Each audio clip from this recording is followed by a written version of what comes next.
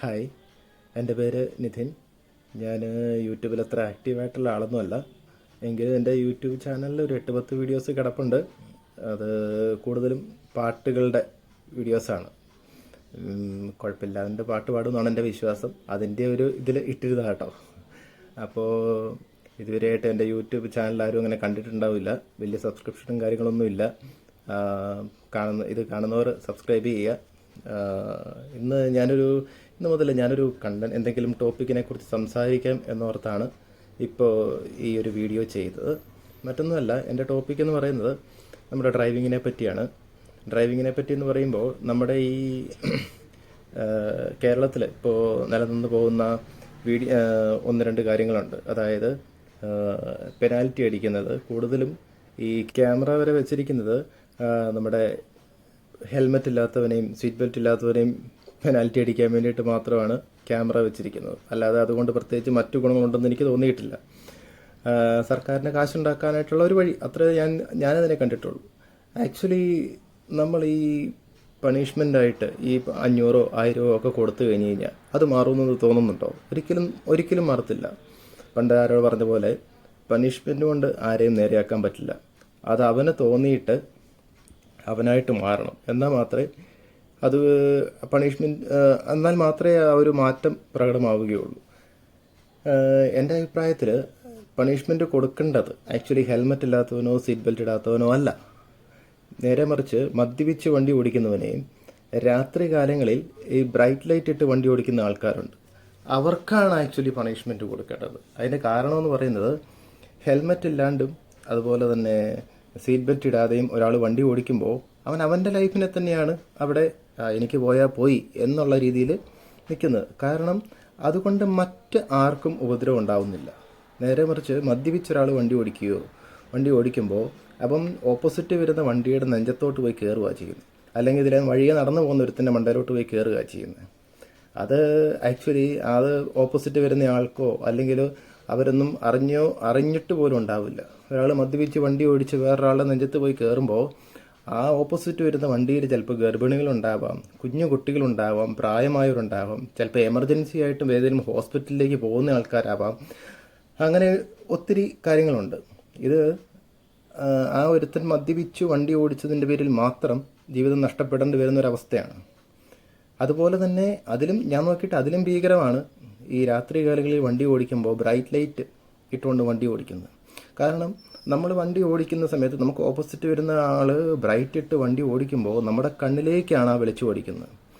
ഉറപ്പായിട്ടും നമുക്ക് ഉത്ബോധ മനസ്സിലൊരിതുണ്ട്, നമ്മൾ റൈറ്റ് സൈഡിലേക്ക് നമ്മൾ വണ്ടി വെട്ടിക്കില്ല. കാരണം അവിടെ നിന്നൊരു വണ്ടി വരുന്നുണ്ട്, ആ വണ്ടിയുടെ ബ്രൈറ്റാണ് നമ്മുടെ കണ്ണിലേക്ക് അടിച്ചിരിക്കുന്നത്. നമുക്ക് കണ്ണ് കാണാൻ വരാതെ വരുന്ന അവസ്ഥയിൽ നമ്മൾ ചിലപ്പോൾ ലെഫ്റ്റിലേക്കായിരിക്കും വണ്ടി വെട്ടിക്കുക. അങ്ങനെ വെട്ടിക്കുമ്പോൾ അവിടെ നടന്നു വരുന്ന ആൾക്കാരുണ്ടാവാം, അല്ലെങ്കിൽ ചുമ്മാ സൈഡിൽ പാർക്ക് ചെയ്തിട്ട് എന്താ പറയുക, അവിടെ നിന്ന് വർത്താനം പറയുന്ന ആൾക്കാരുണ്ടാകും. ഇവരുടെ നെഞ്ചത്തേക്കായിരിക്കും നമ്മൾ പോയി കയറുക. അങ്ങനെ കയറി കഴിയുമ്പോൾ എന്താ ഉണ്ടാകുക? ഒരു തെറ്റും ചെയ്യാത്ത കുറേ പാവങ്ങൾ അവിടെ മരണപ്പെടുന്നു. ഒരു തെറ്റും ചെയ്യാത്ത ഒരുത്തൻ മനഃപൂർവ്വമല്ലാത്ത നരഹത്യക്ക് അവൻ്റെ പേര് കേസ് വരുന്നു. ആക്ച്വലി ഇതിന് കാരണക്കാരനാരാ? ആ ഓപ്പോസിറ്റ് ബ്രൈറ്റ് ഇട്ട് വന്നവനാണ് ഇതിൻ്റെ കാരണക്കാരൻ. നമ്മൾ എത്ര മിന്നിച്ച് കാണിച്ചാൽ പോലും അത് മിന്നിച്ച് കാണിക്കുകയോ എന്ത് കാണിച്ചാലും ഈ ബ്രൈറ്റ് മാറ്റി തരില്ല എന്ന് കൺഫേം ചെയ്തിട്ടുള്ള ആൾക്കാരാണ് ഓപ്പോസിറ്റ് വരുന്നത്. ഇത് കൂടുതലായിട്ടും കണ്ടുവരുന്നത് നാഷണൽ പെർമിറ്റുകൾ പോലത്തെ ലോഡും കൊണ്ടുപോകുന്ന വണ്ടികൾ, ഇങ്ങനത്തെ ലോഡ് വണ്ടികൾ, അതുപോലെ ബസ്സുകൾ, ഇങ്ങനെയുള്ള ആൾക്കാരാണ് ഇത് കൂടുതലായിട്ടും ചെയ്തു വരുന്നത് ഞാൻ കണ്ടിട്ടുള്ളത്. പക്ഷെ ഇതാണ് എനിക്ക് പറയാനുള്ളൊരു കാര്യം. ഇങ്ങനെയുള്ള ആൾക്കാരെ വേണം നമ്മൾ ശിക്ഷിക്കാൻ. ഇനി ഹെൽമെറ്റ് ഇല്ലാതെയും സീറ്റ് ബെൽറ്റ് ഇല്ലാതെയും വണ്ടി ഓടിച്ച് ശിക്ഷ കൊടുക്കണമെന്ന് നിർബന്ധമാണെങ്കിൽ അവർക്ക് താങ്ങാൻ പറ്റാത്ത ശിക്ഷ കൊടുക്കുക, അത്രേ ഉള്ളൂ. അതായത് ഈ 1000 500 ഒക്കെ മാറ്റിയിട്ട് ലക്ഷങ്ങളും ഒക്കെ വെക്കുക, 1,00,000 രൂപയൊക്കെ പണിഷ്മെൻ്റായിട്ട് വെക്കുക. അവനെക്കൊണ്ട് എത്തിപ്പെടാൻ പറ്റാത്ത രീതിയിലുള്ള പണിഷ്മെൻ്റ് കൊടുക്കുക. ആക്ച്വലി ഇതൊന്നും അല്ല ചെയ്യേണ്ടത്. ഞാനൊരു നേഴ്സായിട്ട് വർക്ക് ചെയ്യുന്ന ഒരാളാണ്. ഞാൻ പണ്ട് ഒരിക്കലും ഞാൻ എൻ്റെ കാഷ്വാലിറ്റിയിലാണ് വർക്ക് ചെയ്യുന്നത്.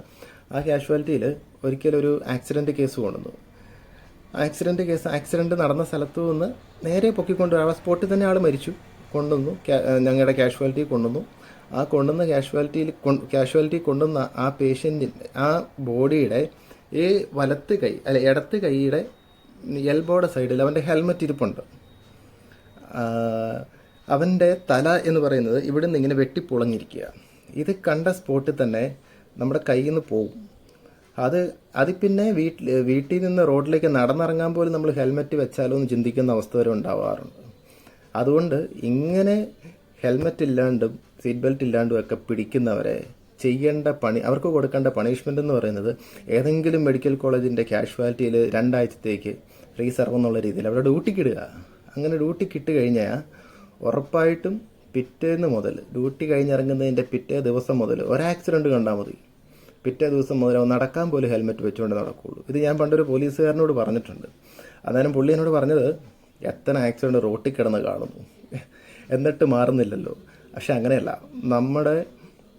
നമ്മുടെ ഫ്രണ്ടിലേക്ക് ഒരു പേഷ്യൻറ്റോ അല്ലെങ്കിൽ ഒരാൾ ആക്സിഡൻറ്റ് പറ്റി വരുമ്പോൾ നമ്മൾ ഡയറക്റ്റ് കാണുന്നതും അല്ലെങ്കിൽ ചിലപ്പോൾ നമ്മൾ എടുത്തുകൊണ്ട് പോയിട്ടുണ്ടാവും, എന്നാൽ പോലും നമുക്ക് അത്രയും ഇത് തോന്നില്ല. നേരെ മറിച്ച് നമ്മൾ ട്രീറ്റ്മെൻറ്റ് കൊടുക്കുമ്പോഴാണ് അതിന് എന്തുമാത്രം നമ്മുടെ മനസ്സിനെ ഇത് ചെയ്യാൻ പറ്റും എന്ന് മനസ്സിലാക്കാൻ പറ്റുക.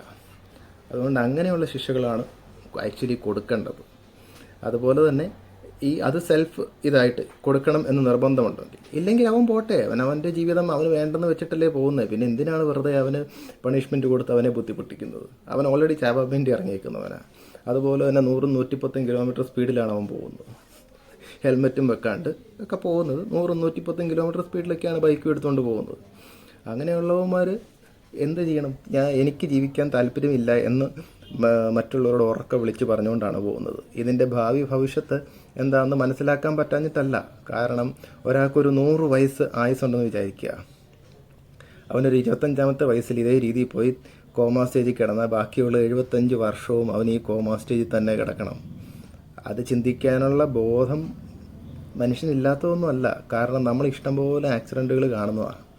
അത് കണ്ടിട്ട് നമുക്ക് മനസ്സിലാവുന്നില്ലെങ്കിൽ അനുഭവിച്ച് മനസ്സിലാക്കുക എന്നൊരു ഓപ്ഷനുണ്ട്, അതേ നടക്കൂ. പക്ഷേ മറ്റു കാര്യങ്ങൾ അങ്ങനെയല്ല. വേറെ ഒരുത്തൻ്റെ കഴിവ് കേട്, ഇപ്പം ഞാൻ ബ്രൈറ്റ് ലൈറ്റ് ഇട്ടുകൊണ്ട് വണ്ടി ഓടിച്ചതിന് വേറെ ഒരുത്തൻ ശിക്ഷ അനുഭവിക്കുന്ന അവസ്ഥയുണ്ട്. കാര്യം പറഞ്ഞു കഴിഞ്ഞാൽ നമ്മൾ ഇത് നോക്കിക്കഴിഞ്ഞ് കഴിഞ്ഞാൽ ഞാനൊന്നും ചെയ്തിട്ടില്ല, പക്ഷേ ഞാനാണ് അതിൻ്റെ മൂല കാരണം. എന്താണ് നിങ്ങൾക്ക് ഇതിനെപ്പറ്റിയുള്ള അഭിപ്രായം? എല്ലാവരും കമൻറ്റ് ചെയ്യുമെന്ന് വിചാരിക്കുന്നു. പിന്നെ എൻ്റെ ചാനൽ സബ്സ്ക്രൈബ് ചെയ്യാത്തവർ ഒന്ന് ചെയ്തേക്കുക, പ്രോത്സാഹിപ്പിക്കുക. Thank you.